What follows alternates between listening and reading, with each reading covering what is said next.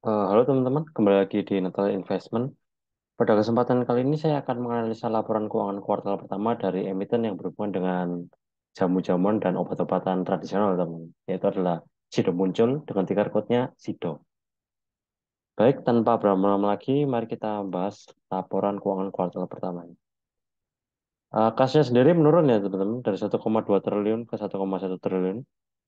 Aset lancarnya sendiri juga menurun dari 2,4 triliun ke 2,3 triliun. Total asetnya juga menurun tipis teman-teman dari 4,2 triliun ke 4,21 triliun. Liabilitas lancarnya turun juga teman-teman dari 1,1 triliun ke 1 triliun. Total liabilitasnya juga mengalami penurunan yang kecil sekali yaitu dari 1,19 triliun ke 1,10 triliun dan total ekuitasnya bertambah teman-teman di sini dari tiga triliun ke 3,1 triliun. Bagus ya teman-teman. Total ekuitasnya bertambah sedangkan liabilitasnya berkurang. Baik, di sini saya juga memprediksi berapa total ekuitas Sido di akhir tahun nanti. Menggunakan data peningkatan ekuitas dari kuartal pertama hingga kuartal 4 di tahun sebelumnya. Kalau kita lihat di tahun 2021 itu 18%, tahun 2022 itu 13%. Nah, di sini saya mengambil angka yang cukup konservatif dan subjektif ya menurut saya. Itu hanya 10% saja ya teman-teman. Sehingga total ekuitasnya menjadi 3,4 triliun. Baik, kita ke income statement-nya. Pendapatannya naik teman-teman dari kuartal satu tahun kemarin ke kuartal satu sekarang itu 3% dari 880 miliar ke 900 miliar. Gross profit-nya turun teman-teman tapi dari 484 miliar ke 483 miliar. Operating income-nya naik tipis sekali, hanya 1%, teman-teman. 377 miliar ke 380 miliar. Dan net income-nya naik tipis sekali dari 295 miliar ke 300 miliar. Nah, di sini saya juga memprediksi berapa net income yang didapatkan Jido di akhir tahun nanti menggunakan peningkatan net income dari kuartal pertama hingga kuartal 4 di tahun sebelumnya. Kalau kita lihat di tahun 2022 itu ada peningkatan 274%, tahun 2021 368% dan di tahun 2020 300%. Nah, di sini saya menggunakan angka 250% saja, teman-teman, lebih rendah daripada tahun lalu, sehingga didapatkan net income sebesar 1,05 triliun. Dan jika laba kuartal pertama ini disetahunkan menjadi 1,2 triliun. Nah, kalau kita lihat dari sini teman-teman, eh, pendapatannya saja ya, dari top line kita lihat, itu secara 4 tahun terakhir 7%. Bisa dibilang lumayan bagus ya teman-teman. Tapi kalau kita lihat dari segi gross profit, gross profit, operating profit, dan net income, operating income dan net income, di kuartal satu ini mengalami penurunan persentase kenaikan. Nah, kalau kita lihat di sini naiknya sempat 14%, 9%, tapi sekarang cuma 0,8%. Ini juga 16%, 9%, tapi cuma 1,7%, teman-teman. Bisa dibilang ada penurunan persentase kenaikan. Hampir, kalau bisa dibilang ya, hampir tidak terjadi kenaikan, kalau bisa dibilang ya. Hanya 1% saja. Nah, itu dari income statement-nya. Mari kita lihat cash flow-nya. Cash flow-nya naik, turun teman-teman dari 960 miliar ke 945 miliar. Dan ini cukup linear ya dengan pendapatannya. Jadi cash flow operation-nya itu mayoritas dari penjualan ke pelanggan, itu bagus. Kita lihat cash flow operation-nya positif teman-teman, 201 miliar, hampir sama lah seperti tahun lalu.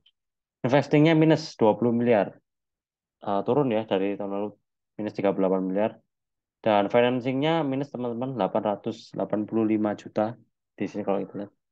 Ini bagus ya teman-teman. Kalau investasi minus berarti menandakan bahwa manajemen lebih banyak melakukan pembelian aset untuk ekspansi bisnis, bisa melakukan riset untuk produk baru juga bisa. Jika pendanaan itu minus, itu menandakan bahwa manajemen lebih banyak untuk membayar utang daripada menambah utangnya. Seperti itu. Cash flow aman menurut saya ya. Mari kita lihat rasionya. Book value-nya 104 teman-teman. PBV-nya 8. Bisa dibilang sangat mahal sekali teman-teman. Revenue per share-nya 30 untuk kuartal pertama ini. IPS-nya 10. Jika menggunakan untuk IPS tahunannya 35 jika menggunakan laba prediksi yang 250% ini 35. Price-nya price-nya hampir sama lah 831 itu pas eh, laporan keuangannya muncul. Gross profit-nya 50%, operating profit-nya 40% dan net profit-nya 30%. Kalau bisa dibilang ya dari profitabilitas Sido ini sangat bagus sekali teman-teman. Di atas dua digit dan di atas 20%. Itu sangat menunjukkan mempunyai market leader lah di bidangnya menurut saya dengan gross profit yang sangat tinggi dan diikuti dengan operating profit dan net profit yang marginnya tidak terkikis jauh. ROE-nya sendiri bagus teman-teman, 9,6% di sini.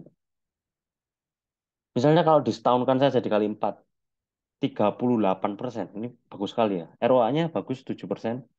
DER-nya teman-teman bagus nih, 0,4 ya. Jadi total liabilitasnya ini lebih kecil daripada total ekuitasnya. Sehingga bisa dilunasi.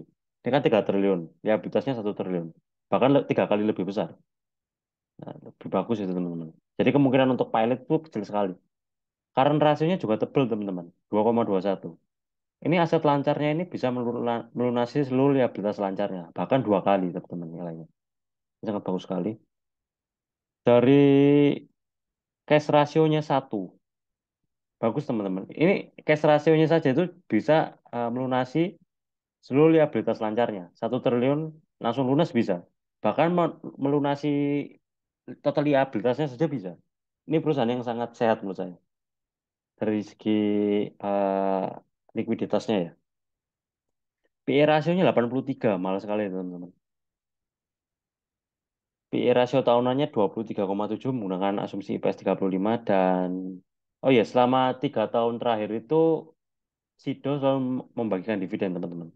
Tapi yang saya concern di sini adalah DPR-nya itu hampir 100% selama 3 tahun terakhir. Nah ini menunjukkan bahwa manajemen itu sudah mentok lah dalam melakukan inovasi bisnis menurut saya sendiri ya. Karena keuntungan tahun buku berjalannya itu digunakan untuk dividen semua, tidak disimpan untuk melakukan ekspansi bisnis atau melakukan inovasi-inovasi bisnis. Menurut saya itu kurang kurang mengenakannya di situ. DPR-nya terlalu besar di sini. Baik, di sini saya memprediksi dividen di 2023 tahun buku 2023 ini ya. Yieldnya DPR-nya ya sama lah 99% saja lah. Menggunakan asumsi IPS 35 ini, jadi DPS-nya 39 per lembar saham. Dengan yield-nya 4,7%. Oke, kita lanjut ke asumsi nilai wajarnya. Asumsi growth-nya di sini kita coba pasang 7% ya. Sesuai dengan top line-nya saja ya, karena itu menurut saya lebih aman. Top line-nya kan 7% di sini. 7,48%. Kita menggunakan asumsi IPS yang 35 ini menjadi 37,5. Asumsi inflasinya 6% dikurangi netnya jadi 35. Book value-nya 104 ditambah jadi 139. Dan ada margin of safety minus 400% dari harga sekarang 770. Menurut saya secara valuasi sangat mahal ya sekarang. Sudah terlalu mahal. Oke, mungkin kesimpulan saya untuk Sido ini sendiri adalah ini adalah perusahaan yang bagus teman-teman.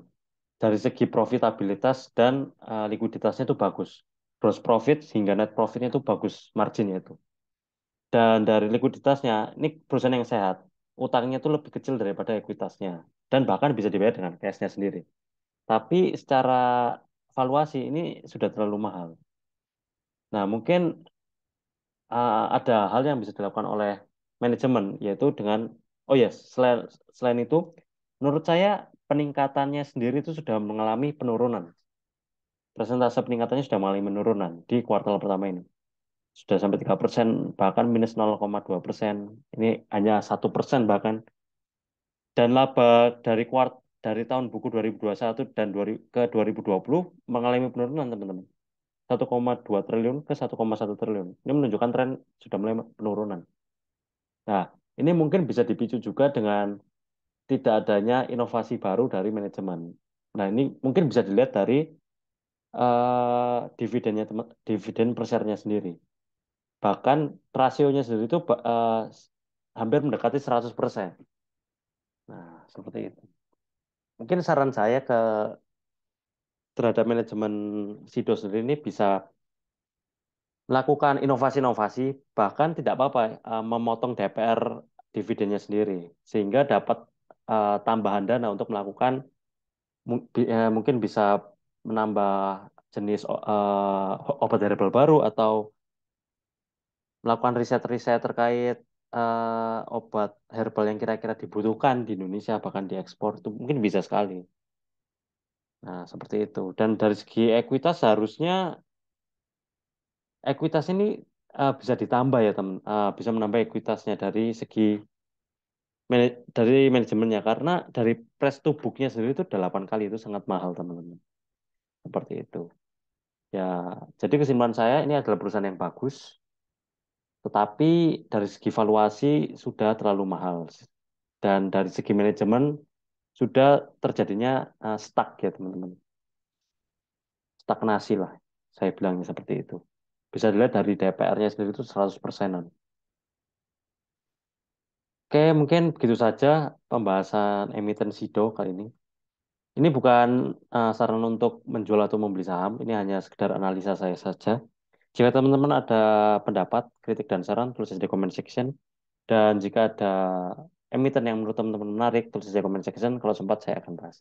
Dan jangan lupa untuk like, comment, and subscribe. Terima kasih.